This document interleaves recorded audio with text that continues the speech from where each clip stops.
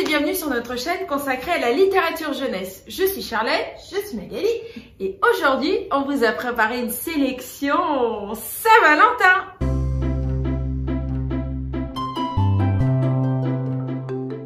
Alors on commence cette petite sélection Saint-Valentin avec un album, le livre Amoureux de Ramadier et Bourgeot aux éditions L'École des Loisirs. Je vous approche ça. Normalement, on a un autofocus qui fonctionne. Donc, je ne dis pas trop vite. Oh oui, c'est ce que j'ai dit, pas trop vite. Alors, de quoi ça parle? Le livre est amoureux. Donc, il y a plusieurs versions. Il y a plusieurs livres, ouais, plusieurs... Aide-moi. Plusieurs thèmes. Collection. Il y a le livre amoureux, il y a le livre en colère, le livre qui dit non, le livre à bobo, je sais plus, il y en a plusieurs. Oui, Il y a ces livres amoureux. Le canevas du livre est toujours le même, c'est-à-dire qu'il y a un dialogue avec le lecteur directement. Donc, dans celui-là, voilà, il y a toujours la petite souris en bas qui interpelle le petit lecteur et qui va lui poser des questions. Donc là, en l'occurrence, la petite souris se rend bien compte que le livre n'est pas dans son état normal. Et oui, regardez, comme il est tout mignon. Il est trop mignon. Et en fait, eh bien, alerte spoiler, hein, mais le livre est en fait amoureux du petit lecteur. Voilà, donc c'est un petit dialogue tout simple, hein, c'est vraiment pour les tout petits. Je crois qu'il conseille à partir de 3 ans, mais nous on le lit même avant. Hein, les 2 ans et demi, 2 ans, ça passe, quoi, parce que voilà, il y a très peu de texte. Et voilà, en fait, donc la petite souris demande à l'enfant d'interagir avec son livre, puisque voilà, elle lui demande de lui faire un petit câlin, parce que voilà, il est tout chose, quoi. Et bon, c'est attendrissant, c'est mignon, ça fonctionne bien avec les tout petits. Donc pour ce thème de Saint-Valentin, voilà, le livre est amoureux, forcément. Hein, c'est indispensable. Indispensable de le présenter. Ensuite, un autre album, un amour, je vous l'approche celui-là, voilà, un amour grand comme ça, de Jane, non c'est Jeanne, Jeanne Willis, pas Jane, et Jane, pas comment dire, mais... Jane, ouais, Fernley, chez Grunt. Alors, qu'est-ce que c'est que cette histoire? Donc, c'est l'histoire de notre petit rat, Pierrot Petiot, qui est très très amoureux de quelqu'un. Donc, on ne sait pas qui c'est au début, mais il dit que son petit problème, c'est que son amoureuse est tout là-haut, et que lui est tout petit. Il y a un petit problème de taille. Un petit peu. Ils sont pas sur la même échelle. Non, pas du tout. Du coup, et c'est ça qui plaît énormément aux enfants, c'est qu'il va chercher une méthode, donc il va prendre tout ce qui lui passe sous la main pour pouvoir créer une pyramide. Je vais pas avancer, c'est ça que tu regardes. Si, ouh là là. Au bord de la chaise. J'ai bien compris. Il fallait que je te prévienne que je vais pas bouger. Donc, il va prendre tout ce qui lui passe, tout ce qu'il trouve, tout ce qui passe par la main, sous la main. Je vous le montre. Attendez. Non, c'est pas ça que je voulais montrer. J'arrive. Hein. Bien, on a mis des post-it comme d'habitude. Comme d'hab. Voilà, ça y est, c'est ça que je voulais vous montrer. Donc, il fait des grandes échelles. Enfin, il fait en sorte de pouvoir monter, rejoindre son amoureuse. Je dis pas la fin, peut-être. Moi, je la montrerai parce qu'en plus, il est pop-up à la fin. Ok, Il est trop je vous mignon. montre. Donc, oui, effectivement, je vous dis ou pas s'il arrive à aller la rejoindre. Bah, disons qu'elle l'aide un peu. Disons qu'elle l'aide un peu parce que ça se passe pas tout comme il il aurait avait prévu. Et en fait, son amoureuse n'est d'autre que Madame la girafe. Pervenche au perché. Et finalement, ben, il a très envie d'un bisou. Du coup, ben, allez, je vous montre. Elle descend et elle lui fait du coup un bisou. Et donc, moi, ce que j'aime... pop-up, mais oui, on voit bien le pop-up. Ouais, là, si je le tourne un peu. Et moi, ce que j'aime, c'est à la fin, dès que je la termine, donc ça termine comme ça. Finalement, je vous ai tout montré, hein, mais elle est trop mignonne. Quand je termine l'histoire, j'aime bien regarder la réaction des enfants et ils sont tous comme ça, ils sont tous choses, tout attendris. Alors, au niveau du texte, c'est un texte qui est quand même très simple, il n'y a pas beaucoup de texte. C'est une histoire toute douce, toute mignonne, comme je vous ai dit, qui plaît aux enfants. En plus, les illustrations, elles sont super belles. C'est tout doux, c'est en pastel. C'est tout clair, voilà. C'est de la douceur, c'est vraiment, c'est l'amour, quoi. C'est voilà, c'est un petit coup de cœur, voilà. un amour grand comme ça. Allez, on continue avec un autre album. Les amoureux sont trop bêtes de David Cali et Roland Garrigue aux éditions Sarbacane. Je vous l'approche. Alors, de quoi ça parle? Eh bien, c'est l'histoire d'un petit garçon qui se rend au parc et qui va tomber que sur des amoureux. Et il est dépité, désespéré parce qu'il les trouve bêtes à souhait. Donc, il va faire l'inventaire chaque fois qu'il va croiser un couple de toutes leurs niaiseries. Voilà, ils boivent dans le même gobelet, ils finissent les phrases de l'autre, ils sont gnangnans, ils sont cucu, ils sont tout ce que vous voulez. Donc voilà, à chaque page, c'est un autre type d'amoureux, quoi. Donc c'est très drôle, puisqu'à la fin, lui, en fait, il est dans le parc parce qu'il attend quelqu'un, lui aussi.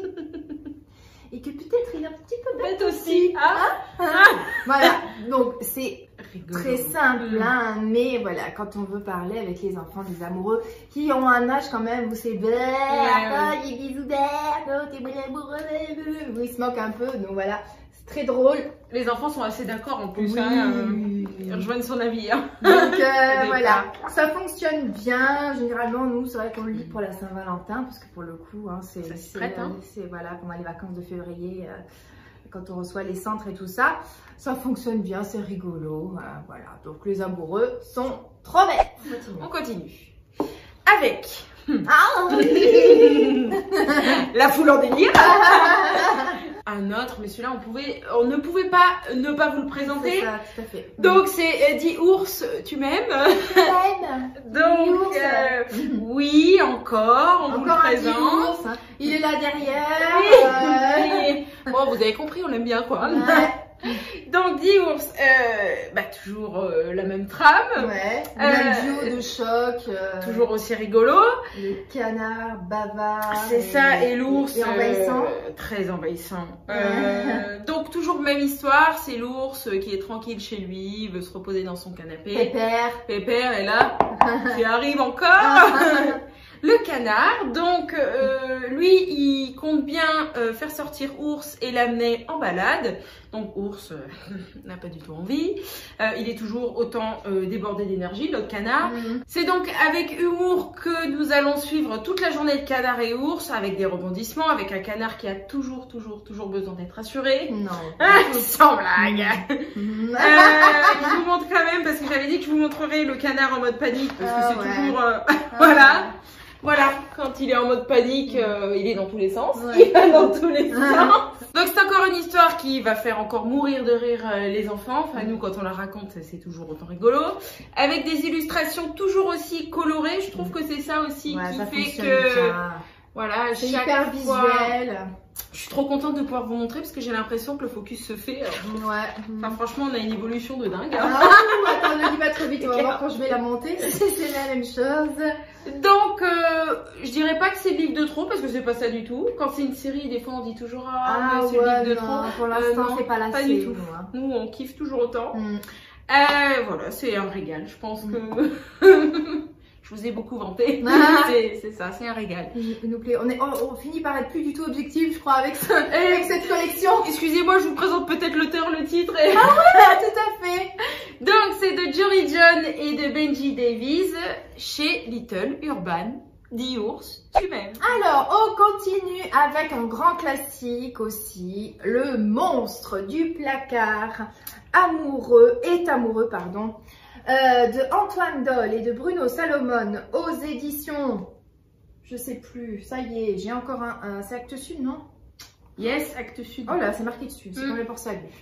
Actes Sud Junior, Agnon.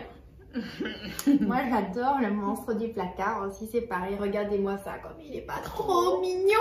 S'il est trop mignon, avouez. Donc, pareil, hein, c'est pas le premier de la collection. Il y a Le monstre du placard existe et je peux vous le prouver, c'est le premier. Oui, c'est le premier, oui. Et il y en a d'autres. Ça déménage. Voilà.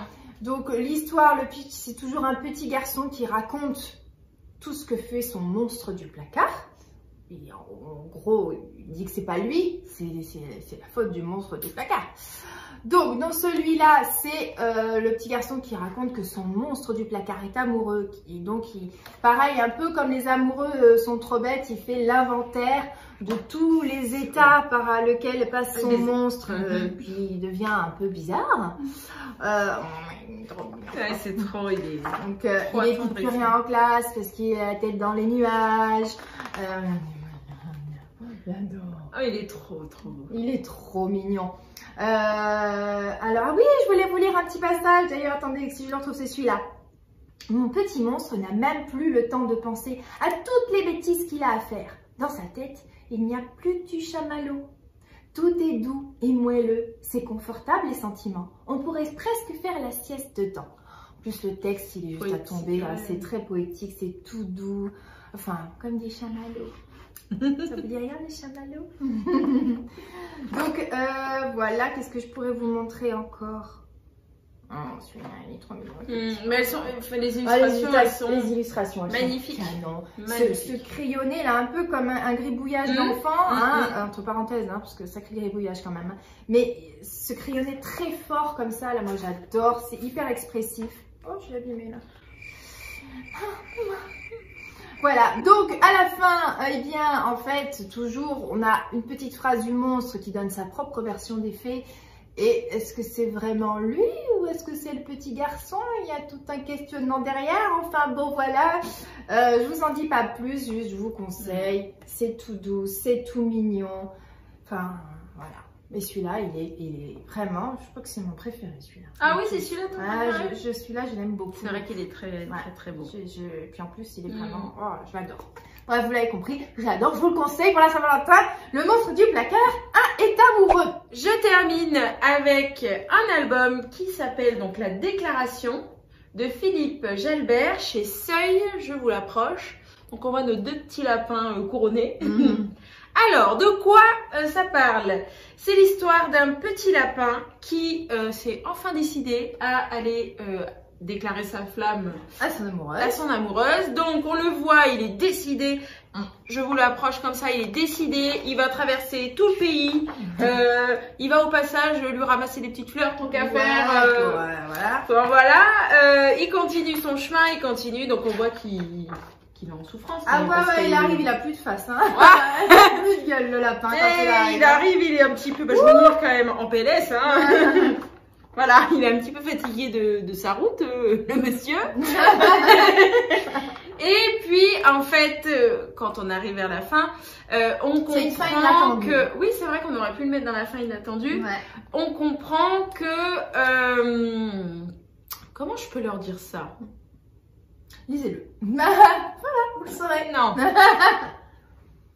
Comment? Ah, ça me bloque. Je sais pas trop comment leur raconter ça. Eh ben, c'est pas une fin. C'est pas à la fin à laquelle on s'attendait. Voilà, c'est rigolo. Est-ce que les petits lapins sont vraiment des petits lapins? Ça laisse plein de doutes quand même, mais... Oh, qu'est-ce qu'on est vache avec nous. Mais, enfin, ça fait beaucoup rire les enfants, parce que eux non plus, ça tombe pas ça, puis au final, ils sont bien contents. Enfin, c'est vrai, ça les fait sourire. Donc, au niveau du texte, je vais vous le montrer il y a très peu de texte, c'est très court. Une phrase par page. Regardez. Oh là, ça fait pas le focus. Coucou, on revient. Là, voilà, c'est très peu de texte. Je pense que à partir de 3 ans, c'est quand même, il faut comprendre le retournement de situation de la fin. Donc, il faut un peu quand même avoir accès à la pensée. C'est ça. Donc, pas 2 ans symbolique, parce que... je trouve plus le mot, mais vous avez compris. Mais voilà, c'est quand même tout mignon. Ça reste tout mignon et très simple. Donc voilà pour la déclaration. Je n'étais pas obligée de le mettre là-haut. Voilà. Voilà pour la déclaration. Et voilà, notre vidéo sur le thème de la Saint-Valentin est maintenant terminée. On espère que ça vous aura plu, que ça vous aura aussi donné des idées.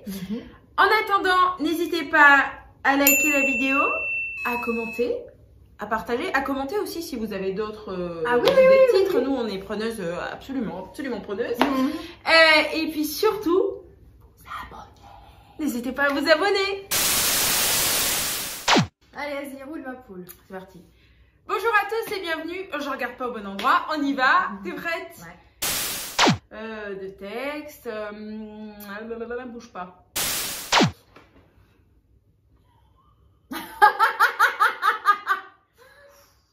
Heureusement que t'as pas des guns à la place des yeux, parce que je serais déjà canardée sur place. Donc il va dans tous les sens.